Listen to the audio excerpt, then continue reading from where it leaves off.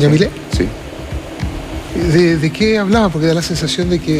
Lo que pasa es, como te digo, o sea, en el fondo nosotros, con el paso del tiempo, fuimos divergiendo absolutamente.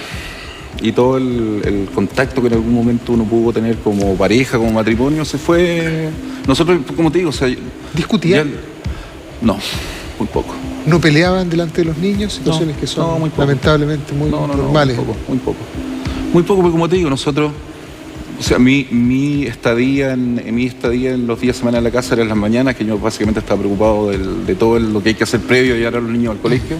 Y en la noche, cuando llegaba a la casa, estaba ella con su familia y yo me iba un rato con las niñas, o si estaban durmiendo cuando llegaba, me iba a mi habitación y hacía mis cosas.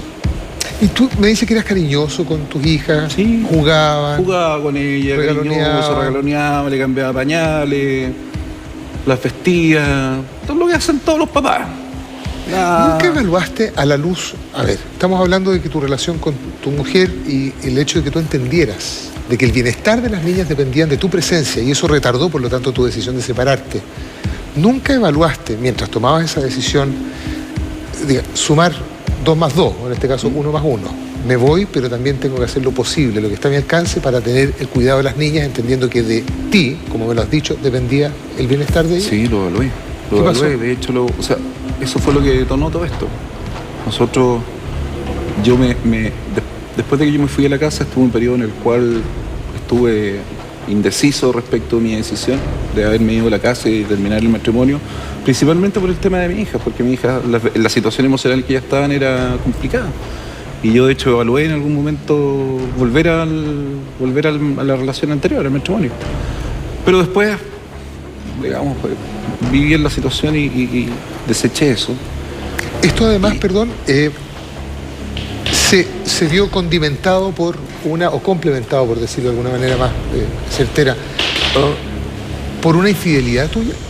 Sí, efectivamente, yo me enamoré de otra persona. Es decir, cuando tu hija te dice entonces, papá, ¿por qué tienes un amante? O te reclamaba eso con rabia, era porque efectivamente lo había. Sí, de hecho, o sea, yo siempre lo he reconocido, yo me enamoré de otra mujer y eso fue lo que finalmente gatilló mi decisión de terminar con el matrimonio. Perdón, ¿y te enamoras de tu mujer por lo que está sucediendo, de otra mujer, digamos, por lo que está sucediendo en tu casa, digamos? Por esta situación de quiebre generalizado. Porque como te digo, en el fondo, lo que tú me preguntaste hace un rato, uno tiene derecho a ser feliz. Y yo busqué lo que toda la gente busca. La depresión de ella, de tu ex mujer, en este caso de Yamile, está asociada también no solamente al sobrepeso, o a lo mejor el sobrepeso tiene algo que ver también con esto, o su depresión tiene que ver también con el hecho de que haya un amante, digamos. No, porque o sea, el huevo, la gallina. Lo del sobrepeso es una cuestión que es muy previa. Muy previa. Muy previa. Estamos hablando de 3, 4 años antes, 5 tal vez. ¿Dónde están las niñas más chicas en esta pasada? Las 2 menores. Estamos hablando de la más grande, que tampoco es tan grande. Lo que pasa es que el momento que yo me separé, mi hija del medio tenía 3 años y medio y la más chica tenía 2. ¿Se veían influenciadas de la misma manera en que estaba Sofía? No, ellas eran mucho menos... Yo diría que prácticamente con ella no se veía esto. Sí, ya para el año 2010, cuando ya comenzó el problema más grande, sí se vio esta influencia. De hecho, eso es parte de las cosas que se ventilaron en el juicio. Las profesoras del colegio donde ellas estaban decían que las niñas llegaban hablando de que habían ido a la casa de la bruja malvada. Y cuando ellas les preguntaban quién era la bruja malvada, decían, no, es la bruja malvada que se llevó a mi papá, que me robó a mi papá. Y cuando les preguntaban cómo sabían eso, decían que era la mamá la que se lo había enseñado. Pero ellas, en la relación que tuvieron conmigo y con mi actual mujer, nunca tuvimos conflictos. Las niñas en la casa eran felices, estaban contentas. Cuando tenían que irse los domingos de vuelta con la mamá, para las niñas era un estrés tremendo. Era tremendo. Era tremendo. Las niñas... Mira, el principal problema de esto es que mi hija del medio, que era, como te digo, era la más cercana en ese momento a mí, cuando yo le iba a dejar a la casa de la mamá los domingos de la tarde, la niña se iba todo el camino llorando en el auto. Todo el camino llorando en el auto, que no, papá, que quiero estar contigo. Y cuando llegamos a la casa, yo bajaba a las niñas, Y a la más chica entraba a la casa sin ningún problema porque ella la verdad es que no estaba, yo creo que no estaba no entendía mucho esta historia y se adaptaba sin mucho problema. Pero la del medio no. Para la del medio, la separación de nosotros era una cuestión dura. ¿Y qué es lo que pasaba? Que la Pasita agarraba mi ex mujer y lo que hacía es que cerraba la reja de la casa y me dejaba a mí en la calle y a ella al otro lado de la reja, llorando. Y la podía tener así 20 minutos, media hora. Sin problema. ¿Cuál es tu reacción en un caso como ese?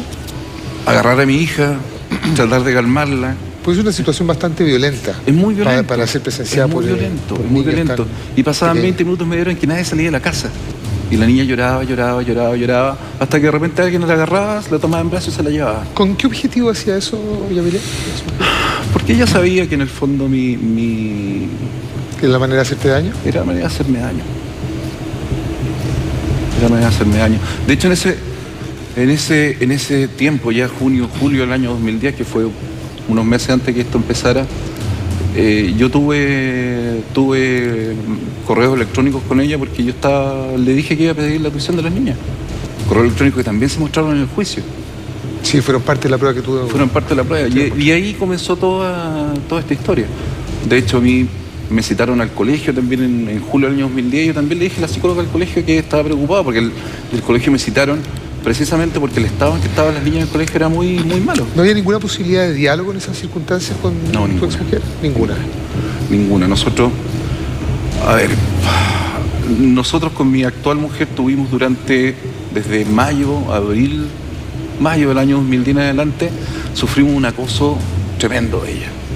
O sea, desde que nos rayaron el auto, nos pintaron la casa, tuvimos que sacar el teléfono fijo de la casa porque eran llamadas a cualquier hora, temas por redes sociales, Facebook. Imagínate las cosas que ella publicaba en esta historia.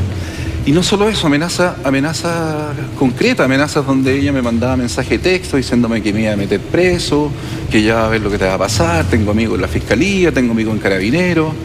Me mandaba mensaje de texto diciéndome los datos de mi actual mujer, diciéndome los nombres de los niños, el nombre del exmarido, yo sé dónde viven. Al mismo tiempo me mandaba otros mensajes. ¿Hiciste denuncias a Carabineros por esa situación? ¿Nunca nada? Nunca hice nada porque yo no quería más problemas. O sea, ya estaba tan lleno de problemas. ¿Nunca hiciste la relación de que eso podría haberte evitado? No, yo lo que siempre pensé es que en el fondo, mira, yo acordé el pago de una pensión alimenticia, que era una pensión bastante alta, que era prácticamente más de la mitad de mi sueldo. Y que yo lo hice simplemente porque yo supuse que el día en que ella tuviese esa tranquilidad económica, sí, esto se iba a terminar. Pero después de que comenzaron las visitas y las visitas comenzaron a hacer en la casa de mi pareja, esta cuestión se volvió una locura.